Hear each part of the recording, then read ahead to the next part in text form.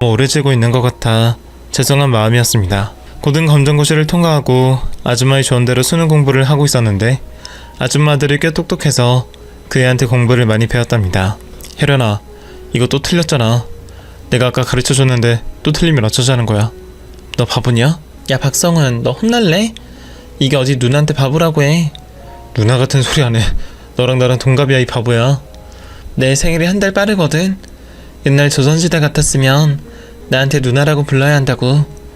아유 그래도 잘났어. 야, 너 이런 실력으로는 대학 가는 거 어렵겠다. 아무래도 엄마한테 말해서 가수원 일을 그만 시키라고 해야겠어. 그게 무슨 소리야? 야 성훈아, 나랑 너랑은 달라. 난 이 집 객식구이자 이방인이라고. 공짜로 지내는 것도 죄송해 미칠 것 같은데 그나마 도움드릴 수 있는 가수원을 하지 말라고? 괜찮아. 어차피 알바들 부르기로 하셨대. 우리 수능날이 가까워져서 너한테 일 시킬 마음이 없으신 것 같더라. 나중에 우리 엄마한테 고맙다고 말씀이나 드려. 그 말을 들으니 눈물이 핑 돌았습니다. 오갈 곳 없는 저를 거둬준 것도 감사한 일인데 공부까지 시켜주고 대학까지 가게 도와주시니 이런 은연이 또 어디 있을까 싶더라고요. 그래서 전 수능을 6개월 앞두고 아줌마 집에서 공부만 했습니다. 먹고 자고 공부를 하고를 반복하며 대학을 갈 꿈을 그렸죠. 그런데 문제가 또 있었습니다. 대학은 무슨 돈으로 갈 것이며 수도권에 있는 대학에 합격하면 무슨 돈으로 자취를 해야 할지 걱정이었습니다. 이에 성훈이는 일단 합격부터 하고 그런 고민을 하라며 바보같은 제 머리에 영어 단어 하나라도 더 넣으라고 충고해 주었습니다. 그렇게 6살 뒤에 성훈이와 같이 수능시험을 보게 되었는데 보통의 점수를 받았습니다. 수도권에 가서 지낼 걱정을 버릴 정도의 점수였죠. 아줌마는 제 점수를 보시고는 시골과 멀지 않은 대학에 가라고 조언해 주셨습니다. 그래서 저는 얼마 떨어지지 않은 곳에 대학에 입학을 하게 되었고 친구 성훈이도 똑같은 대학에 조금 더 붙어 더 좋은 학교에 들어갑니다. 그렇게 잘난 척 하더니 제 머리와 도찐 개찐이었던 거죠. 여하튼 대학 입학을 하긴 했지만 등록금을 내지 못할 것 같았습니다. 그동안 모아둔 돈이 있긴 하지만 그거로 대학을 다니고 용돈을 쓰기에는 턱없이 부족했거든요. 그래서 바로 휴학을 하고 가수원 일을 더해서 형편이 나아지면 학교에 다닐 생각이었습니다. 그런데 아줌마가 저 몰래 등록금을 내주셨습니다. 혜련아, 너 휴학 처리 취소됐다. 아줌마가 등록금 냈으니까 그런 줄 알고 대학생활 충실해라. 네? 아줌마가 내셨다고요? 왜요? 나 참 그냥 고맙다고 하면 될 것을 왜요라니. 아줌마가 장학금 준 거라 생각하고 열심히 배워. 그래서 나중에 성공하면 그때 다 갚아라. 아줌마, 저는 평생 엄마 얼굴을 모르고 살았는데 아줌마가 꼭 제 엄마 같아요. 진심으로 고맙습니다. 염치 없지만 아줌마 도움 받을게요. 여태껏 그래왔으니 이번에도 신세를 지겠습니다. 날 엄마로 생각한다고? 그럼 안 되지. 넌 내 며느리 할 거 아니었어? 네? 며느리요? 그래, 너랑 성훈이 둘이 투닥거리는 거 보면 영락 없는 부부 같다고. 나중에 둘이 결혼하면 아주 좋겠더라. 그 말을 듣고 저와 성훈이는 동시에 인상을 쓰며 화를 냈습니다. 서로 자기가 아깝다며 결혼은커녕 이성으로 보지 않는다고 말씀드렸죠. 이렇게 웃기면서도 다정한 아줌마와 성훈이와 계속해서 제 인생을 제대로 즐기면서 살 수 있었습니다. 그런데 대학 생활한 지 1년 만에 제 인생에 위기가 찾아왔답니다. 야반 도와줘하고 한 번도 보지 않았던 사채업자들이 거수원집으로 찾아온 겁니다. 대학에 등록할 때 제 주민등록번호가 입력되었는데 그걸 불법적으로 알아내서 저를 찾은 거라네요. 정말이지 기생충도 이런 기생충이 또 없을 겁니다. 대골 같은 아줌마 집에서 사채업자와 맞닥뜨리고 하얗게 질려버리자 그들이 쓰레기 같은 미소를 지으며 말하더라고요. 어이 꼬맹이 많이 컸네. 이제 어엿한 대학생이지? 우리 돈 떼어먹고 대학생활 한다니까 섭섭하다. 대학 다닐 돈 있으면 우리한테 먼저 돈을 갚았어야지. 당신들 여긴 어떻게 알고 온 거지? 그리고 아빠가 출세하고 원금을 갚았다고 들었어. 그런데 여긴 왜 찾아온 거야? 원금? 야 이현아, 이자는 안 갚았잖아. 원금보다 2배가 많은 이자를 내야 끝이 난다고. 네 애비는 원형어선인지 문제를 타는 바람에 연락도 안 되고 찾아갈 길도 없어. 그러니까 니년이 돈을 대신 갚아야겠다. 우리 얼굴 오랜만에 보니까 반갑지? 응? 저는 분노의 한숨을 푹 내쉬며 반갑냐고? 구역질이 나서 미칠 것 같아. 아무튼 먹고 죽을래야 돈 한 푼 없으니까 그만 꺼져. 나 이 집에 얹혀 사는 거니까 허튼 생각 말고 라고 경고를 해주었습니다. 하지만 사채업자들은 쉽게 돌아갈 놈들이 아니었습니다. 저한테 몸으로 때우든지 당장 이자를 갚든지 알아서 하라고 하더군요. 대문을 가로막고 아예 들어가지 못하게 했답니다. 그런데 이윽고 집안에 있던 아줌마와 성훈이가 문을 열었답니다. 두 사람은 안에서 다 지켜보았는지 손에 방망이 하나씩 들고 있었습니다. 아줌마와 성훈이는 눈에 불을 켜고 사채업자들에게 방망이를 휘둘렀습니다. 이 거지 같은 놈들, 너희는 이 어린애가 가엾지도 않니? 이제야 평범하게 사는 애를 괴롭히고 싶으니? 아줌마의 호통에 이어 성훈이가 이렇게 소리쳤습니다. 에이 쓰레기들아, 당장 내 애인한테서 떨어져. 죽고 싶지 않으면 꺼지라고. 성훈이가 저를 애인이라고 말한 것도 놀라웠고 저를 위해 목에 핏대를 세우고 소리를 지르는 것도 놀라웠습니다. 지금까지 순둥인 줄만 알았는데 이런 모습을 보니 고맙고 감사했습니다. 사채업자들은 두 사람은 아줌마 성훈이의 방망이를 쉽게 피하고 바로 무기를 빼앗더군요. 그리고 손찌검을 하려고 손을 들었습니다. 이 작것들은 또 뭐야? 니들 죽고 싶어 한 적 있어? 왜 남의 일에 끼어들고 지랄이야? 빈손이 든 아줌마 성훈이는 어쩔 줄 몰라 하며 얼굴이 하얗게 질렸습니다. 그런데 사채업자 뒤에 서있던 시골마을 할머니들이 손에 들고 있던 돌을 사정없이 던졌습니다. 이를 제대로 맞은 사채업자들은 화를 내며 뒤돌아봤는데 지들도 양심이 있었는지 노인들에게 대들지 못하더라고요. 결국 사채업자들은 지들끼리 차에 오르며 다음에 다시 오겠다는 말을 남기고 떠났답니다. 긴장이 풀린 저는 땅바닥에 털썩 주저앉아 눈물을 흘렸고 아줌마와 성훈이 그리고 할머니들이 제 등을 토닥이며 위로해 주었습니다. 사채업자들이 아무리 찾아와도 저를 괴롭히지 못하게 해주겠다며 제 마음을 놓게 해주었죠. 그때 알게 되었어요. 저의 영원한 보금자리는 바로 이곳이라는 걸 말입니다. 성훈이가 저를 애인이라고 말하고 난 뒤 며칠 후 고백을 했습니다. 처음 본 순간부터 좋아하고 있었다며 자기와 연인이 되고 싶다고 말이죠. 저야 성훈이 같은 남자를 평생 만날 수도 없고 가분한 걸 알았지만 양심상 연인이 되는 건 못하겠더라고요. 저보다 훨씬 좋은 여자를 만날 수 있는데 왜 저 같은 여자를 좋아하게 되었는지 아이러니였죠. 그래서 미안하게 되었다고 거절했는데 성훈이는 쉽게 포기하지 않았답니다. 집에서도 학교에서도 가수원에서 일할 때도 제 귀에 대고 좋아한다 사랑한다 하며 사귀자고 했고 아줌마도 그만하면 받아줘야 하는 게 아니냐고 하셨답니다. 두 사람이 저를 왜 이렇게 예뻐하고 사랑해주는지 모르겠지만 저는 곧 성훈이의 마음을 받아들였습니다. 사실 저도 똑같이 성훈이를 좋아하고 있는 건 물론이었고 세상에 다시 볼 수 없는 훌륭한 남자였으니까요.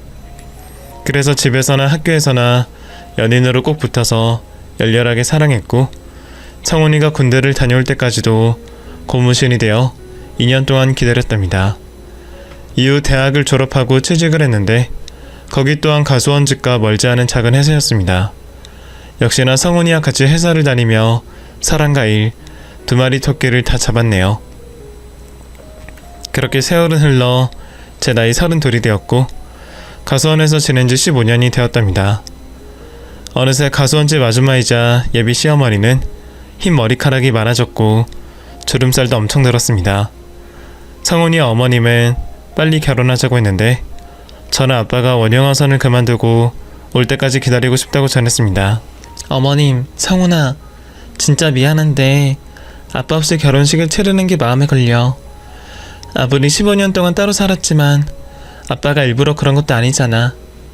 얼마 전에 연락했는데 빚을 거의 다 갚으셨다고 했고 원양어선 타는 날도 머지 않았다고 하셨어. 다행히 성훈이는 언제가 되었든 기다리겠다고 말했고 예비 시어머니는 1년만 더 기다려보고 돌아오지 않으면 그냥 마음을 비우라고 하셨습니다. 아무리 사채업자들이 무서워도 어떻게 15년이나 딸을 만나러 오지 않을 수 있느냐며 아빠가 너무 무심한 사람 같다며 기회를 너무 많이 주지 말라고 일러주셨답니다. 이에 저는 알겠다고 대답하고 아빠를 1년만 더 기다려보기로 했습니다. 하지만 아빠는 돌아올 생각이 없으셨는지 제 연락을 받지 않으셨습니다. 배 위에서 연락이 닿는 게 어려운 건 알고 있었지만 예비 시모 말씀대로 오랜 이별로 가족의 연이 끊어진 것 같은 기분이 들어 아빠 없는 결혼식을 하기로 결정했답니다. 저는 마지막으로 아빠한테 문자로나마 결혼 소식을 알렸습니다. 역시나 답장은 없었네요. 한 달 뒤 결혼 준비로 바빠져서 하루 24시간이 부족하게 지내고 있었는데 어느 날 저희 집에 초인종이 울렸습니다. 인터폰으로 봤는데 아무도 보이지 않았어요. 잊고 있었던 사채업자가 찾아왔나 싶어 문을 열어주지 않았는데 계속해서 초인종이 울리는 바람에 저희 세 식구는 방망이를 들고 대문을 열었습니다. 그러자 저희 눈앞에는 휠체어를 탄 사내가 보였습니다. 나이가 지긋이 들어 알아보기 힘든 아빠가 저를 보고 친근한 미소를 짓더군요. 우리 딸 혜련아, 아빠가 너무 늦게 왔지? 아빠, 이게 어떻게 된 일이야? 휠체어, 아빠 다리가 어떻게 된 거야? 빨리 말해보라고. 저는 오랜만에 만난 아빠를 반기지 못하고 절단된 두 다리를 내려다보며 오열하고 말았습니다. 아빠는 원형어선을 타고 일을 하던 중 그물에 다리가 끼는 사고를 당하셨답니다. 배 위에서 치료할 방법이 없어 육지까지 사흘 만에 겨우 도착했는데 안타깝게도 두 다리를 잃게 되셨대요. 그리고 병원에서 오랜 시간을 입원했고 퇴원 후에는 두 다리가 없는 모습으로 제 앞에 나타나기가 두려웠답니다. 당신이 짐이 될 거라 생각해 제 앞에 나타나지 않다가 결혼한다는 문자를 보고 제가 너무 보고 싶어서 참을 수 없어 이제야 찾아오셨다고 했습니다. 아빠와 저는 한참을 부둥켜 안고 오열했고 서로의 품에 안겨 괜찮다, 사랑한다, 고맙다 하며 마음을 서로에게 전했습니다. 그렇게 슬픔에 젖어 한참의 시간을 보내고 있었는데 제 뒤에 계시던 예비 시모가 아빠 얼굴을 보고 말했습니다.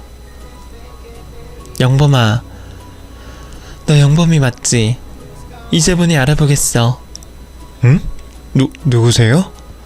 나야, 나. 너희 집에서 식모살이 하던 아줌마의 딸 진숙이.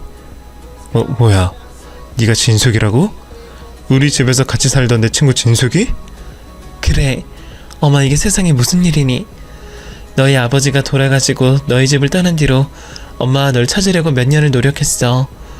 그런데 아무런 흔적을 찾지 못했단 말이야. 난 네가 죽은 줄 알았다고. 난 아버지가 돌아가시고 베트남으로 갔어.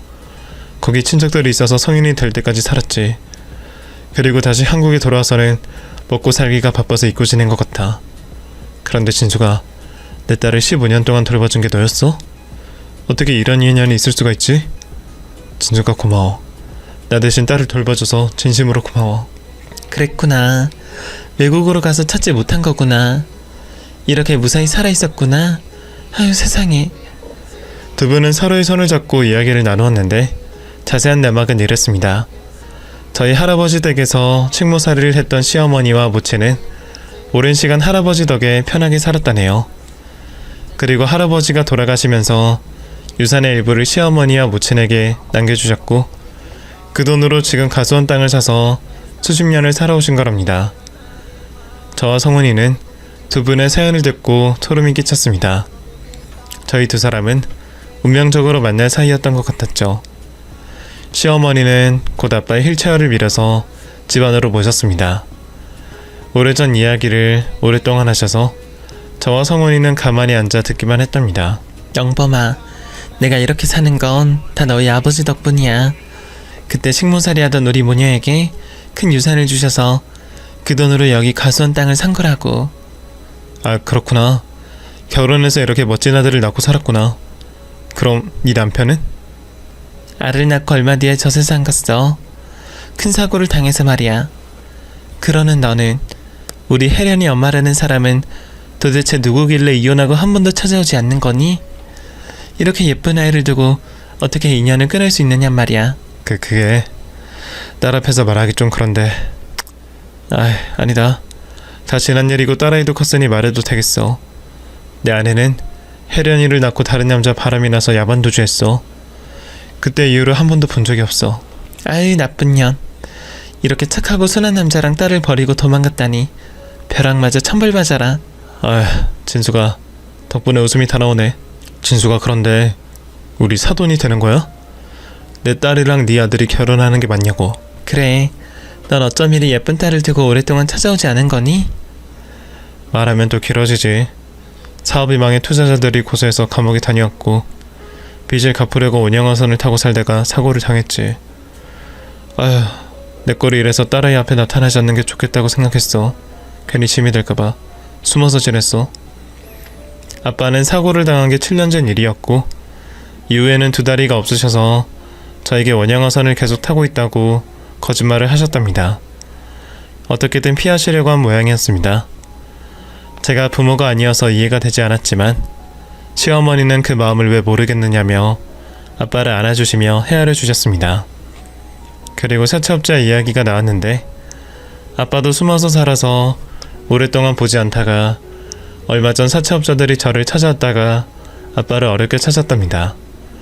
두 다리가 없는 걸 보고서도 돈을 뜯어내려고 혈안이 되어 매일 찾아와 괴롭혔답니다. 이에 골머리를 앓고 있다가 무려 변호사의 도움을 받아 해결하셨다네요.